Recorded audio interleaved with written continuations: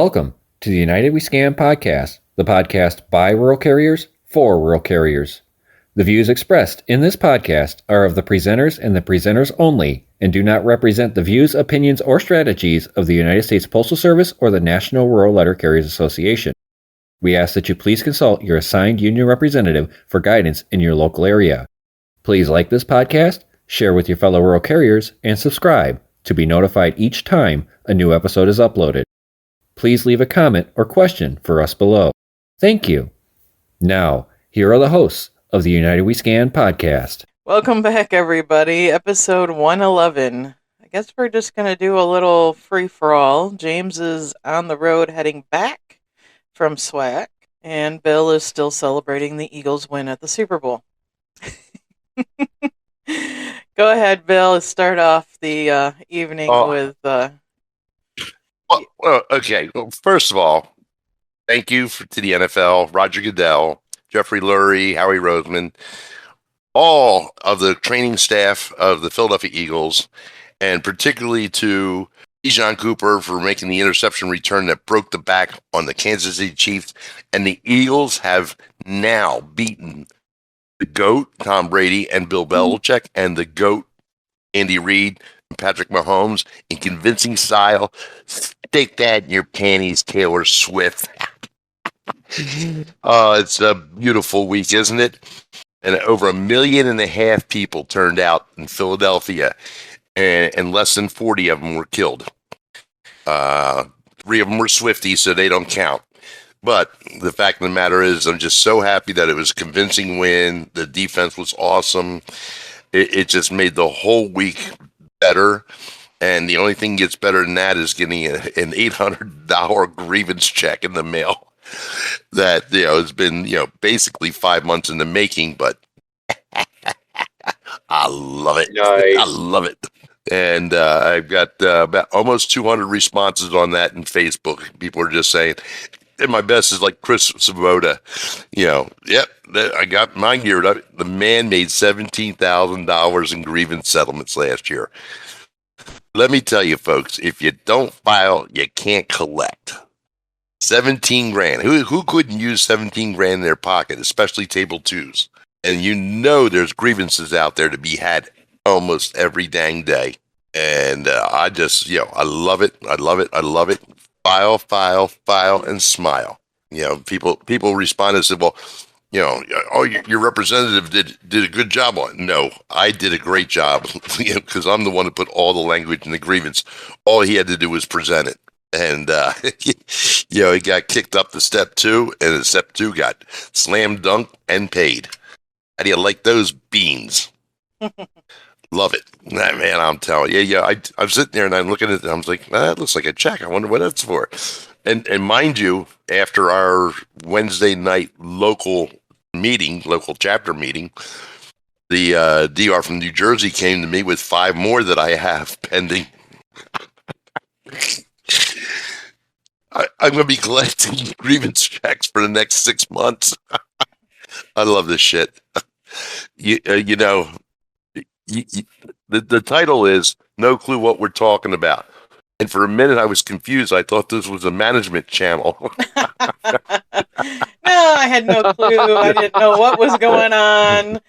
But, But, it's just so appropriate because, there's so many things to talk about. And I guess we'll let Kristin go next because we want to get James, lead up, follow through on his SWAC convention. Okay. So, Kristin, how was your week? Oh, my week starting Wednesday sucked.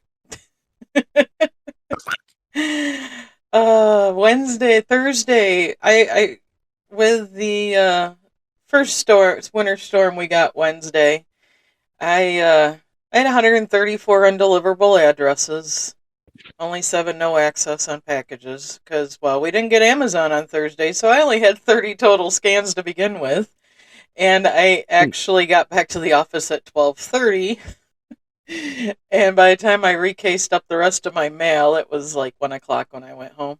So that was Thursday. Friday, we had double Amazon. I still only had 77 scans. Just I have one road so far that I have not been a deliver on since the first snowstorm on Wednesday. We got another one on Friday night, so me working my K day again yesterday, I did not see a single road plow out there. So that was a little bit longer of a day for me, but all in all, it wasn't too bad. But then we got another storm that came through Friday night yesterday, and then last night, part of today, and some more coming in tonight. And thank goodness tomorrow's a holiday, so hopefully everybody gets their crap cleaned out before Tuesday. That was pretty much my week. Not a whole lot. James, you are on the road this evening. Yes, I am. I figured I would take the long scenic route back home, so I'm running across Arkansas right now. Gonna head into Tennessee first, and then I'm gonna meander my way up because I took Tuesday off as well, just to make sure any weather came up, I'd be able to make it in time to work my route. But for the week, it was pretty good. The office. I mean, we did have a little bit of snow here and there, but it really didn't snow until I went to go leave for SWAC and dropped 3 inches on me before I left. So I had to clear that out. Luckily, I didn't have to run in 4-wheel drive to get out of Michigan this time. But trip down was good. I made it as far as Mount Vernon, Missouri on Thursday. Spent the night there because road hypnosis was starting to kick in and beat me up. So I had to stop somewhere. I only had an hour and a half to go. And because check-in time was 3 p.m. at the hotel in Springdale, I took the back roads, got to stop at several post offices on the way, even talked with the clerks inside about their offices. One of them was a locked pouch stop for a rural carrier, and another one had 2 regular routes and an aux route in it. And the saddest part for me is those are the types of offices that the Delivering for America plan wants to get rid of because they cost the post office money. And those are the biggest things that we can give communities, having a post office nearby that they can get to with carriers that they know from their community running their routes. We are a service, and closing out a lot of our services is going to hurt a lot of people. So I get to the hotel Friday, and Friday night we had the 2 seminars. And one of them was the labor seminar with Michael Gann, Kirby, and Nick and John Adams, or Nikki and John Adams, excuse me. And that was really good to hear all their ideas and stuff. Unfortunately, I do not have my notes in front of me because it's kind of hard to read notes and drive at the same time.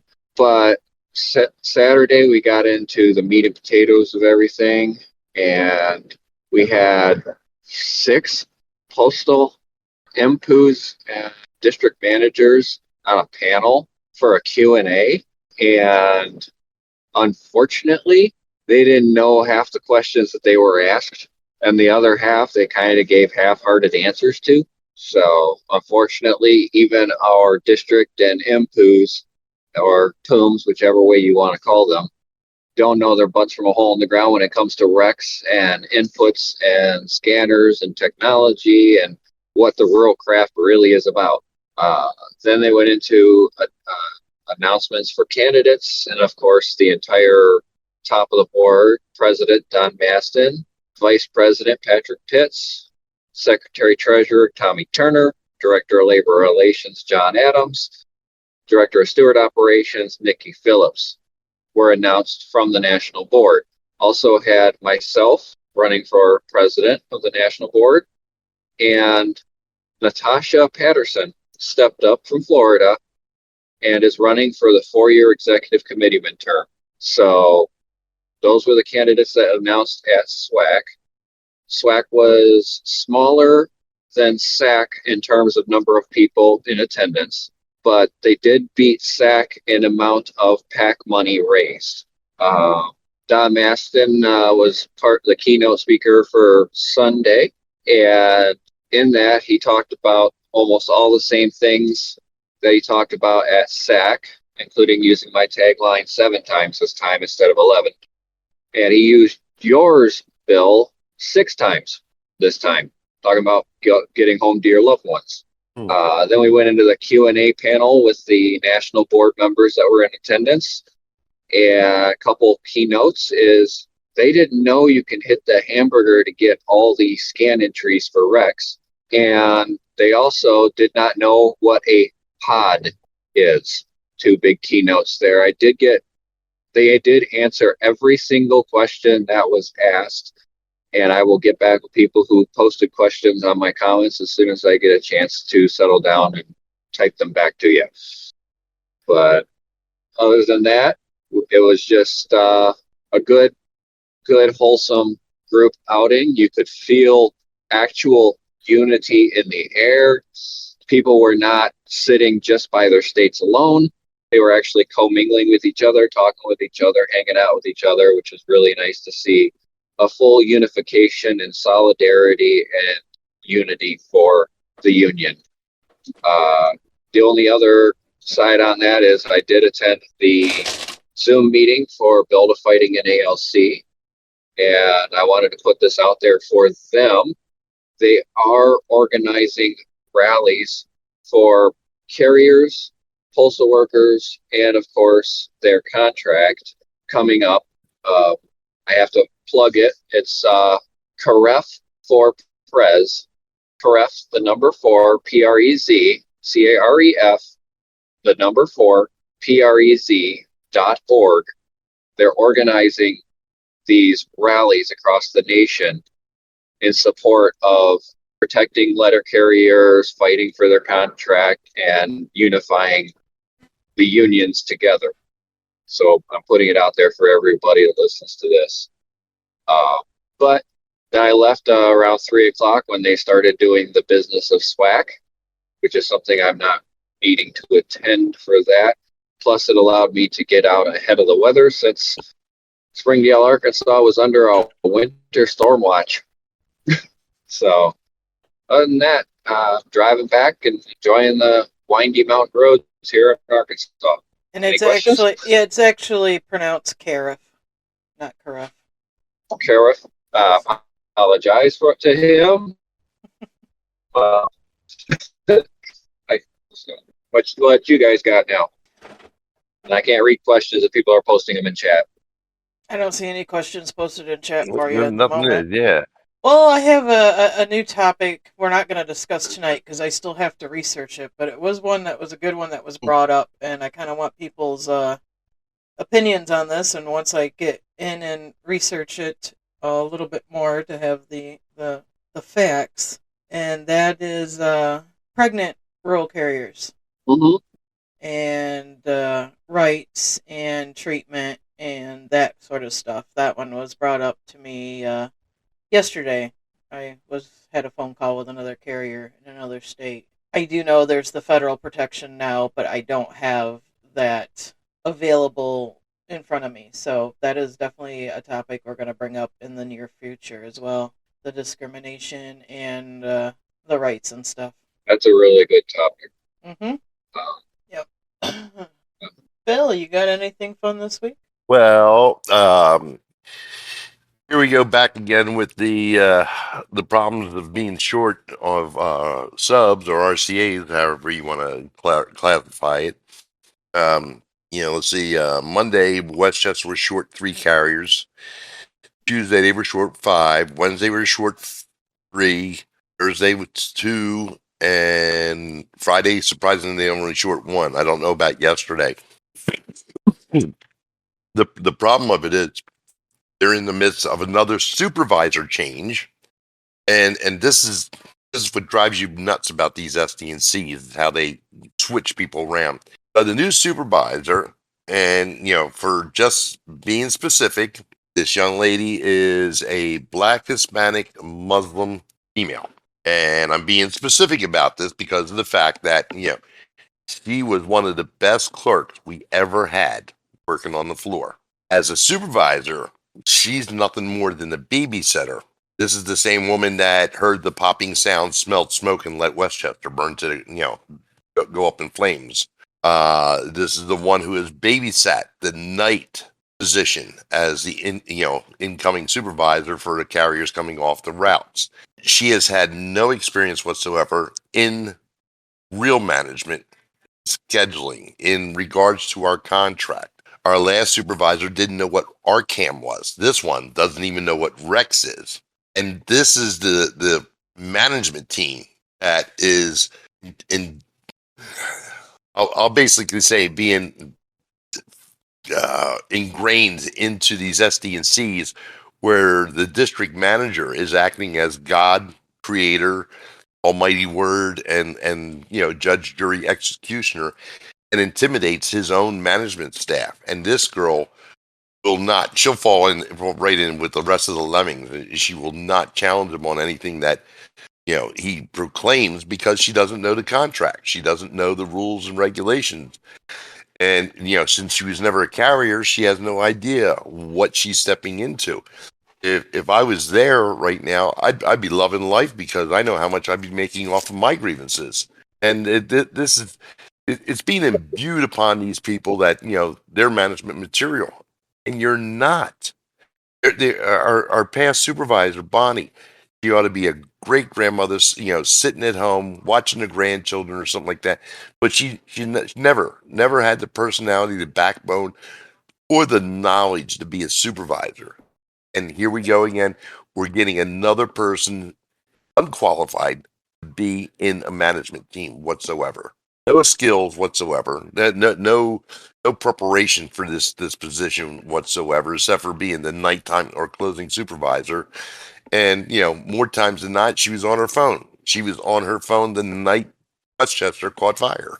So, it's idiots leading idiots. And, they're all being masterminded and handled by this DM. And, God, I'm so glad I'm out of there. But, there was a, free, podcast comment about going postal being taken the wrong way. And this is the type of stuff that makes people make comments like that, because, they're frustrated seeing that you're putting people who are not qualified into positions of authority. And all this does is make people, more aggravated, irritated. You're not running the parcels till 8:30. At 10:15, you're finally done the parcels. Then you have to go through, get your parcels, segregate them. Oh, by the way, don't forget to hand off the misthrows. Don't forget to check the misthrow hamper. This is the stuff that's driving people nuts. And, throughout the week, people have not gotten DPS. They've gotten double DPS. They haven't gotten Amazon.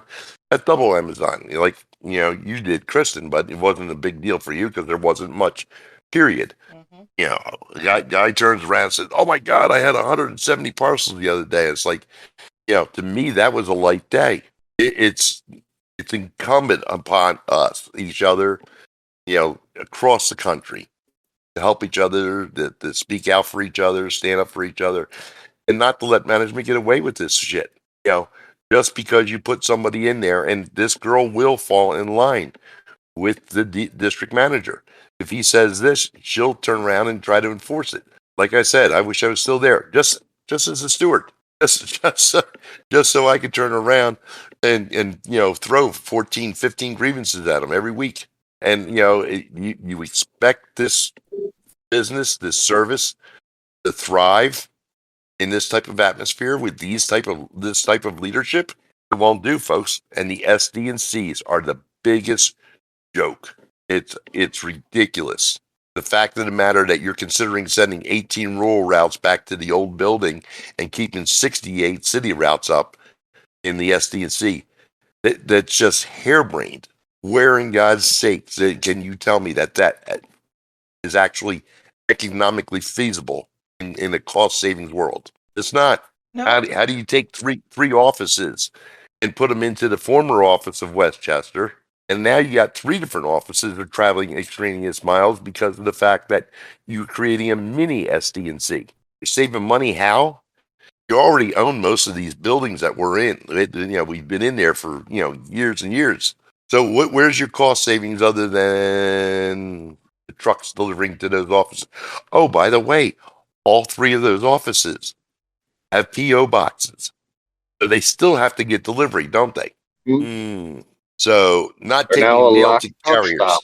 Well, they're too big as far as being a locked pouch.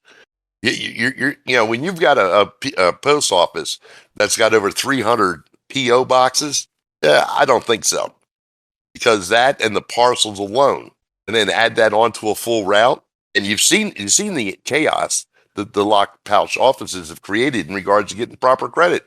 Mm-hmm. But you know, don't let me tell you anything about finances. I mean, our locals only got $22,000 in our coffers, and most of that is because of the convention we put on in 2018, and then I've thrown into a CD for the past 4 years. We're fiscally responsible in regards to our meetings and everything, and yet we provide food and everything else. The fact of the matter is that if you don't look at the numbers, you'll never find out how bad the post office is run. And I believe I saw Elon Musk stated that the postal workers are the only people that earn their paychecks.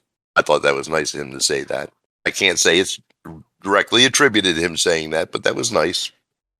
Well, it's technically not completely accurate since none of us are actually paid properly or of proper value for the work that we provide. He didn't say you were paid properly. He said you're the only ones that are actually earning it, that you're valued employees. Oh, not by the post office, but by him. The post office, we're just meat. We're just numbers to the post office. Mm-hmm. Mm-hmm. Numbers on a spreadsheet. And you can't run a business off a spreadsheet ever. If you don't have hands on, if you don't put your feet on the ground and see how operations are going, to see where the cogs are. Can you imagine getting paid $1.5 million to observe how clerks work at one office? Now, it didn't give you a time span on it, but they probably did it for about 3 months and said, yeah, they're efficient. Oh, hell, be efficient for 3 months, and then as soon as you left, I'd go back to what I was doing. Same can be said for a union. You can't just run it off of spreadsheets. Don't worry about all the ones that quit the union, James. We made up more with new hires who paid less in dues. Yeah. Yeah. The RCA, PTFs pay full dues of a regular carrier. Yeah, that makes a lot of sense too, especially when the RCAs can actually make more than the PTFs in a weekly manner. Every week, PTFs only guaranteed 2 minimum and 5 maximum. Hey, Kristin, when's the date for the start of the mini mail survey processing? 22nd. Wouldn't that be funny, James. this Saturday? This Saturday, yes. This coming up Saturday. Yes. Yeah. Isn't that the same day you that think the we should go MOU expires? over the data that they need We did that last week. for counting the mail? We went All over the that pieces already. Okay. Making sure everybody knows to go to last week's episode. Yeah, I'll bring one up for you since we had our local meeting this week. We had 2 women from the same office, and we had the state president, Joan Ort there, and we had Bill Collins representing the National Steward System. And of course, I fell off the chair because he asked this one lady, and they're sitting together, is when's the last time you got your mapping done? What was the answer, James? What? What was the answer? When was the last time these women had their mapping done? I've had some that never had it done, and some that said August was the last time they had it done. You were right the first time. Yeah. Never have had it done. And some that I didn't say they were doing it with carriers. Management's done it every month without them. Yeah. They haven't done it ever. And after I got up off the floor, Bill Collins was explaining to him how important mapping is in regards to it represents about 94%. And I'm sitting there going, okay, you're using 6% with the mini mail survey, but it's not truly 94% because there's a lot of scans and everything in there to be taken into account that are done on the street. But the point is that if your mapping is off, it dramatically affects your pay. Yes. And he gave her, for example, of where your mapping is done in regards to your delivery points, the distances for dismounts and all that. He says, if I can add 1 hour to your route, would it be worth it? Yeah. Well, he goes, that's proper mapping. He says, what if you don't have the traffic control points in there? And she goes, well, I don't know. He goes, that could be another hour depending on where you live. And where they live is, sort of a suburban rural area. Okay. So there's a mixed density there. So it could add some time on there. He says, well, how far are you, how far are you from your next evaluation?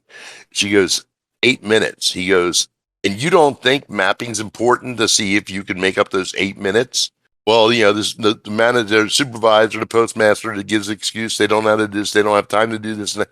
He says, and you file a grievance. He goes, well, we don't have anybody that does it. He says, then you go to the person above that, and then you keep pushing and pushing, pushing. And I just sat there and I just shook my head. Folks, you saw what I posted online, okay? $800 settlement for a grievance I filed. And I did the legwork for it too. Okay. Who here is going to throw away $800? Nobody at all. The fact of the matter is, if you don't file, you can't get paid. Plain and simple. I mean, it's just, how hard is it for you to sit there or stand up and say, I want what I'm due. I want to be paid for what I do. I want to get paid every time you violate the contract, and it affects me. The problem is you don't believe in the union. Well, you are the union. So, you don't believe in yourself. You don't know what to do. You are welcome to call or text or IM me, Kristin, James, anybody, and ask for help. We're always available. Poor James lives on his damn phone and laptop and iPad and toilet and everything else, and is willing to answer all your questions, okay? And the candidate for president of the NRLCA, he is on the toilet and he knows his shit. But the fact of the matter is that if you don't stand up for yourself, nobody's going to. So, really stand up, speak up, and shout from the mountains saying, I want my share. I want my fair pay. I want what is due to me. It's just amazing that people sit back there and take this stuff and complain about it. I had a carrier for years complained about harassing attitude of a supervisor towards him. For years, I said, file a grievance, file an EEO, file with the National Labor. Oh, I don't want them coming back at me. If you don't put a stop to it, it's just going to keep going. And it's going to go to the point where we will see people, AKA, going postal because you're getting on their last nerves. Because you don't know your job and you're trying to tell us how to do ours. That actually reminded me of something. It reminded me of something that they said at SWAC in the labor seminar. And it actually comes straight out of our contract. And the biggest thing is that making carriers whole should be the priority. So there was a part in our contract where the wording is specific on getting carriers made whole beyond that of just paying them the lost wages. And they're going to be pushing that from national now, where they're going to also go for things like late fees and stuff like that for bills that you've had.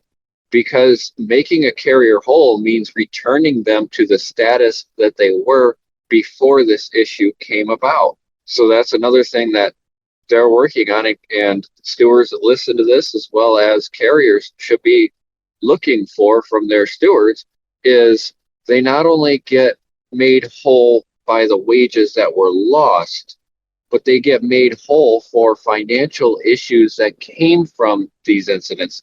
Like when these carriers were not, those 12,000 carriers were not paid properly. They didn't get a check and they got late fees. They had notices to quit from their apartments and things like that.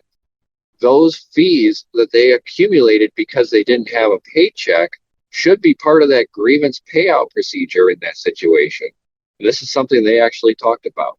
And, and it's just not that one isolated incident, too. I mean, there's carriers every pay week that have a zero, for one reason or another, because usually it's management's fault at that point.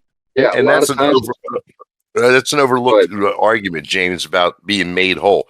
It extends past the monetary value of the incident. It means that, you are made whole, that, this won't happen again. And if it does, there's a financial penalty to that on top of the fees that, you're going to get stuck with. It's the fact that you don't have to worry about having an income you can depend on because of the fact that, the clerk said they put the payroll in, the manager didn't sign off on it. I want to hear that. I want to be able to believe that I will be paid an honest day's wages for the work that I put in. And that means I don't have to sit there and fret and worry about whether my paycheck actually gets processed, period. And, let me tell you something. If you get a postal money order, if you get 65% of your gross value of your payroll for the week, not including overtime because they don't do that, the problem of it is that most banks take 2 to 3 days before clearing postal money orders because of the fact that postal money orders are so highly counterfeited. Yeah. So add those extra 2 to 3 days on there to your fees, and you imagine being asked, I got to move because I couldn't pay my rent. And some of the people, they only allow 3 to 5 days to be late before they start the eviction notices. It's a shame that any of our carriers have to live in those circumstances, that they have to, relegate themselves and their family to apartments or renters that, would evict them on a moment's notice. Some carriers, that's all they can afford is a place like that. Mm-hmm. Especially Table 2. And even worse, James, is that, at this day and age, if you're an RCA, you're probably making more than somebody who's a career carrier on Table 2 in the first, 2, 3, maybe even 4 steps. Oh, definitely. I can say yes, definitely. Yeah.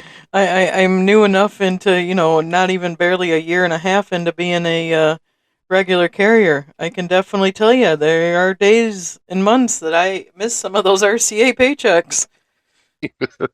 I saw where somebody had posted their paycheck, and they ended up after 2 weeks with the health insurance, short-term disability, TSP, this, that, and the other thing, at $850. Yeah. For 2 weeks. For 2 weeks. Mm-hmm. Now, you better have somebody else working in that household, because you can't afford rent, a car payment, car insurance, and feed your kids on $850 every 2 weeks. No. There's no way in God's green creation. I can barely do it on $1,200 every time. I just, God bless you all. I hate to say it, that y'all got screwed over with this Table 2, but you did, and it ain't going nowhere. It'll still be in this contract. And I think that's maybe one of the things that Don is, banking on, James, is that if he doesn't get a contract done by August, then he'll go for another year on the basis of, well, we have to keep the people in place that have this contract going. And 800 some that's people. Actually, they talked about that. They actually want to get it done before anything comes down from the administration that's running the country right now. Because if they can at least get it signed and put in, it's harder for them to remove the contract. The fact that we currently are not operating under a contract, so to speak, because our contract has expired, makes it easier for them to just say, oh, well, you're not going to be contracted. We're not going to have a contract with them anymore. So we got to be careful with that as well. Now, there's a lot more to it than them just saying you're not going to have a contract. Yes. Right. There's a lot of pieces at play here. It's a lot bigger than any of us combined. I mean, it will take, if anything happens through this, it would take the collective effort of every rural carrier in America to change it. You're right, Mr. Johnson. The money in between Table 1 and Table 2 is astronomical. It is just unbelievable. Yeah. And yes, we have worked, like I said, my last 6 years, I worked an overburden route. I left in September, and my route was evaluated 67 hours. You know how much money I got paid for all those years of overburden route? Nothing. Nada. Thank you for your service, Bill. I Thank you had for all that free labor, Bill. yeah. I You just got paid for it in your grievance settlement. I, I had a gentleman that came to our union meeting, and he gave me a wrap package, and I'm a carrier in his office. He goes, "Hey, you want to give? Here it is, a carrier, between my local and the state stuff and the podcast and all." Gave me a bottle of Crown Royal. Aw, Yep. I just, he included a poem in there, a story about the postal worker retiring, which I can't repeat in mixed company. But anyway, it was really cute, and it ended with him putting $1 in there because after all the years of working, a man and his wife discussed what to give him, and the man said, "Screw him, give him $1." And that's what she did, and then turned around and made him a breakfast and said, "The breakfast was my idea." It's like grievance go to a dispute. I've never heard of that happening. No, that's ass backwards. Go from a dispute to being a grievance, but once it's a grievance, it's a grievance. mm-hmm. You can't turn around and make a grievance a dispute, but you can turn around and make a dispute a grievance. A grievance, yeah. So basically, probably they withdrew it at step 4. That's what it sounds like. Yeah. Well, that's an interesting situation. Yeah. That is not anything I've heard of. Okay. There's a lot of things out there that change or things have get done that I don't hear about. Now, Kristin, you can't make some of this shit up either. That is true. That is very, very, very true. Oh my God. Come on, Mr. Johnson. You want to get your disputes from the last mini mail survey back? Give me a break. Jesus. They're in the mail, okay? There's an office in my local who hasn't gotten their disputes back from last spring's mini mail survey. They all got routed through Palmetto. Oh. Mm-hmm. Yeah, the girl in my office is still waiting for the package from before Christmas. That's still in Palmetto. And then who was it? Somebody put it on Facebook where they had a thing going from Indianapolis to Illinois to Indianapolis and back. I'm like, are you kidding me? Oh, no. Yeah. It's pretty crazy. Yeah, it's crazy to think that we have this whole system running and nobody can get it to work right. Like it was working just fine before you started messing with it. Yeah, everything was moving just fine through the system. Yes, you had hiccups in certain places, but the stuff was still getting through. Then you come in and turn around and create all this headache and mess with all these different changes to things without taking the time to study the current system enough to figure it out. You just thought you had a better idea to run it, and now you screwed it all up. And the people that are affected the most by it are the very people that keep your place running, the customers. No, definitely they are. I mean, if it wasn't for my customers, and checking in with, one of my hardships the other day, and I ended up leaving. I mean, she's had my phone number for a while, but she made sure I had hers too. That way, I could call her before I had to do a well check or something like that. That way I had a way to get a hold of her otherwise. And my other hardship, who just lost, the one I brought my Thanksgiving feast to.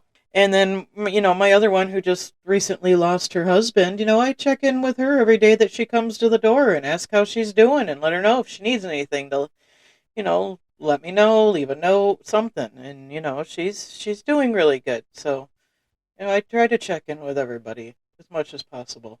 And not just my hardships. Yeah. And that's what makes this job the best, is the customers you deal with on a daily basis. Daily, weekly, however many times you interact with them. They're the ones who make this job the best job we can ever do. And it makes it a career that we can enjoy. Mm-hmm. We're not here for management. Although we are here for a paycheck, I could tell you there are a lot of people who wouldn't do this job if it wasn't for the customers that they deal with on a daily basis.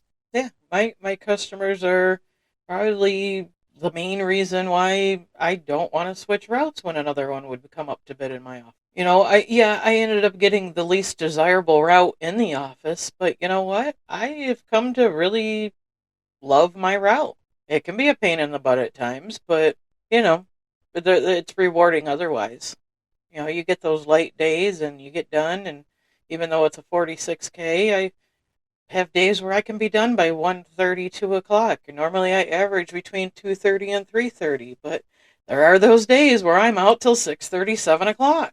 It happens, but you know, you take the good with the bad, and you create bonds with your customers. Right, Bill?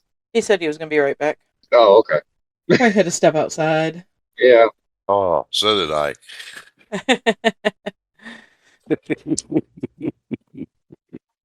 but that's all I have for the night in my head. Yeah, I didn't really have any too much else prepared for tonight. Like I said, I've got between the edit book, one I'm still working on and putting the presentation together for, and then pulling up all the information on pregnancy in the workplace for carriers. They'll be my two big projects I'll be working on for the near future. That brings up an idea there. I saw or somebody posted, can a PTF do the edit book?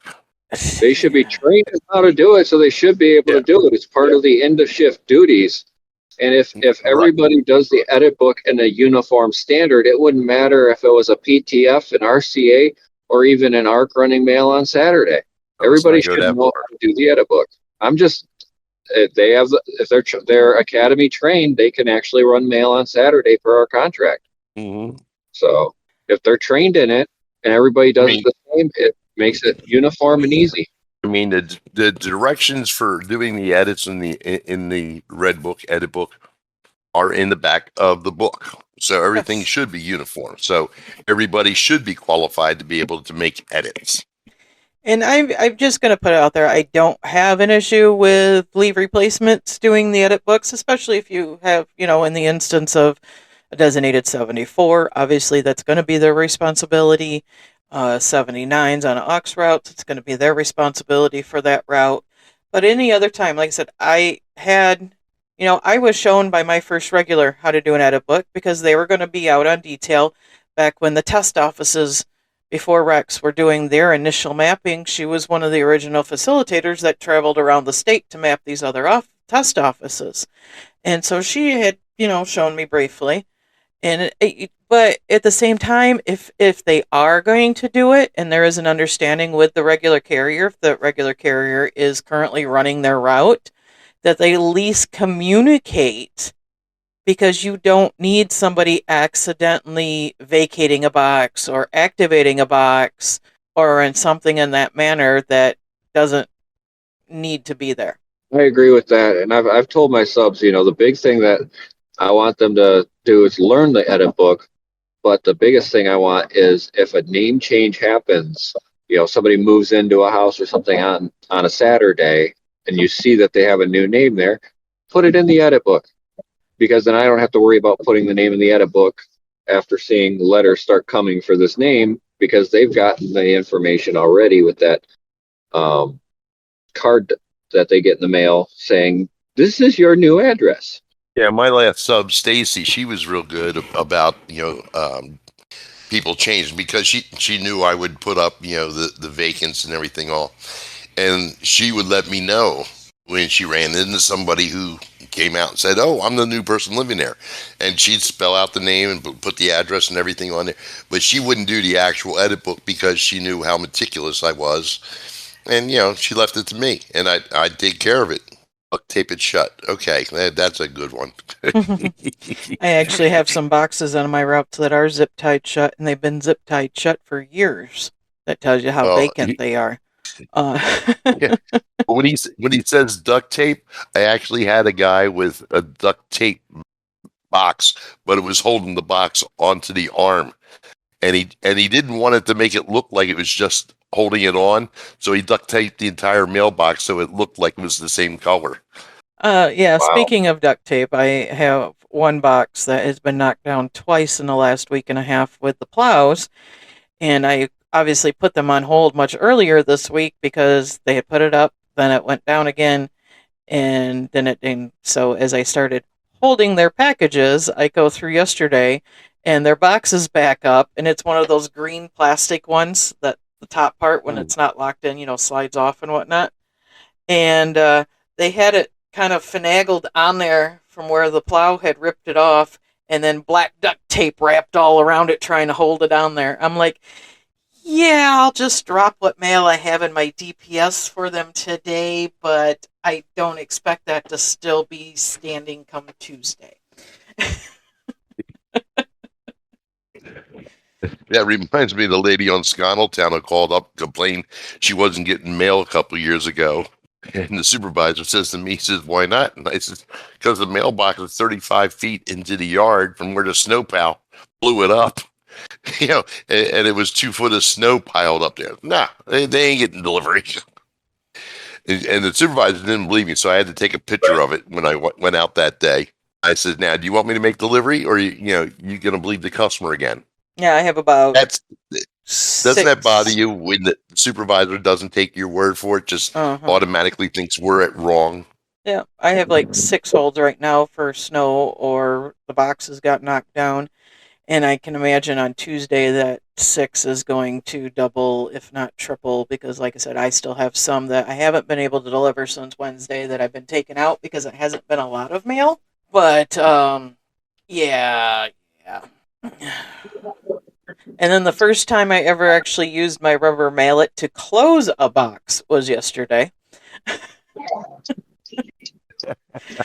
The snowplows, I don't know what's going on with this household. I know that the resident that receives the mail that has lived there for many years is in a facility now, I'll put it that way. And there was somebody else staying there, but I don't know what happened to them. The mail hasn't been checked in, it's probably going on a couple weeks now. No, it's been since the last time my sub ran the route before that, because he had pushed the mail. It's one of those big farm boxes, and he had pushed the mail to the back. And so the box is about half full with mail as it is. Get you not, this is one of those big farm boxes. And then, of course, snow's filled up the other half because with its plows going by, kept knocking the box open. So I got to it yesterday, and I just kept trying to shut it tight. And the one little tab that locks it in was bent, and I didn't have anything to bend it down. So I just grabbed the rubber mallet and pounded it shut. And I'm like, hopefully that holds. But yeah, no, it's wintertime, and it's definitely been interesting this past week, especially in my area. But all right, guys, if you guys are ready to wind it down, we'll let James get back on the road without any other distractions. Yes, thank you. That's the word I was looking for. I just watched the train go by while you were talking, so I'm good. Oh, okay. Oh, James, your final thoughts for tonight? These regional conferences, I can't speak on them enough. And I understand a lot of people have apprehensions of dealing with our union, national board, and stuff like that. But the biggest key is they are paid by us to help us. But we can't help they can't help us if we don't help ourselves. And the big thing that I can give from these conventions is grievances are our way of finding out if management is wrong and we are right.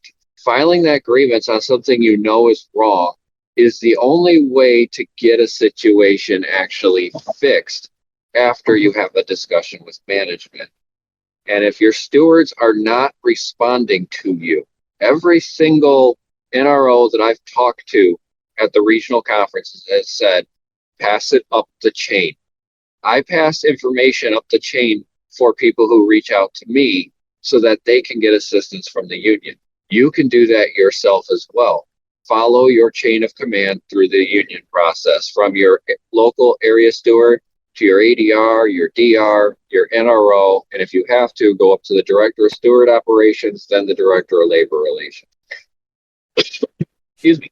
But they can't help you if you can't help yourself. So take care of yourself first.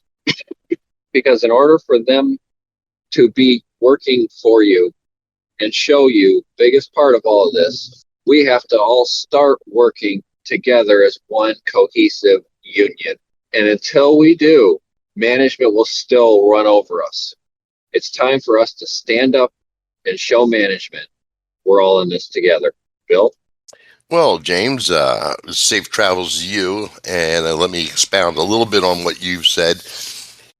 He's right that we have to stand up, but here to me is the most critical aspect of it. If you don't stand up for yourself in any and every situation that affects the craft, there is no record of it ever happening. It's as if, you're an invisible victim in the situation.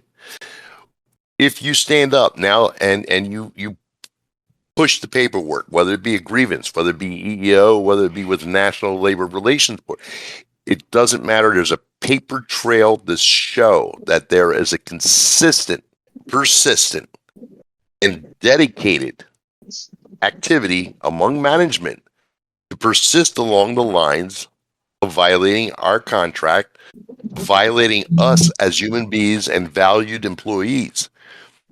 By standing up for yourself, you have created a trail that not only can an EEO or the NRLB, but also the union itself can keep track of in regards to how disputes and grievances are handled.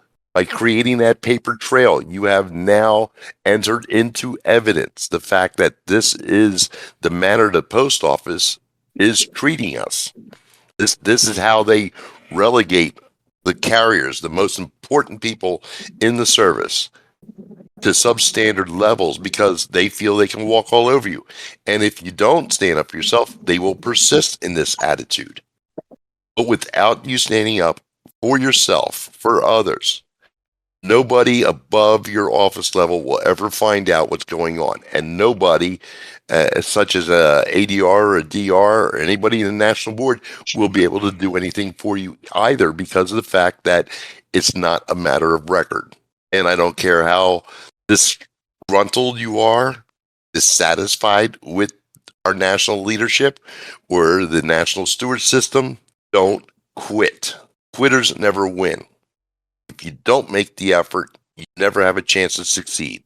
So put yourself out there, stand up, take a stand, and let your voice be heard. We've got some more inclement weather coming in. Thankfully, tomorrow you're off, except for your Amazon delivery people. God bless you. Everybody be safe. It's been a gnarly type winter off and on. And God bless you all. I mean, you're out there doing a job, you're going to get smacked in the face on Tuesday with double of everything. Be safe, be professional, be efficient. Make sure you deliver yourself home to your loved ones because you are the most important delivery of the day. Kristin? Thank you, guys. Yeah, sorry, I was fighting back a sneeze there real quick, so. Yeah, definitely, you guys. Standing up for yourself is the biggest thing. Standing up for your coworkers if you can. Encouraging your coworkers to stand up for themselves, letting them know that you have their back if need be. Following that chain of command. I can't recommend enough. I've had other people reach out saying I've reached out to my ADRs, my DRs. I'm still getting the runaround on this, that, and other. And hey. Then you need to continue going up, contact your NRO, and if they don't know who that is, I'm happy to look it up and say, here's your NRO and here's the contact information. So, no problems with helping you with, finding who to contact and making sure that your issues can hopefully get handled properly. So yes, thank goodness we are off tomorrow. Thank you to all the leaf replacements that will be out delivering the Amazon or casing flats up. I know in my office we're not delivering. They're just casing the flats up for us that come in. But other than that, guys, stay safe out there. Take precautions. This weather's been crazy. I don't even want to know what Tuesday's going to look like, even weather-wise for me at this point. It's been an interesting week, but as as a reminder, guys, you stay safe out there, stay hydrated, even though it's winter. Hydration is definitely key. And stay vigilant, especially with this weird, crazy weather going on. And on that note, guys, we'll be back next week. I'm sure James will then have his notes to talk a little bit more about SWAC. And yeah, and I'll still try and finish up my 2 big projects I'm working on for future episodes. So hang tight, guys, and we'll be back next week.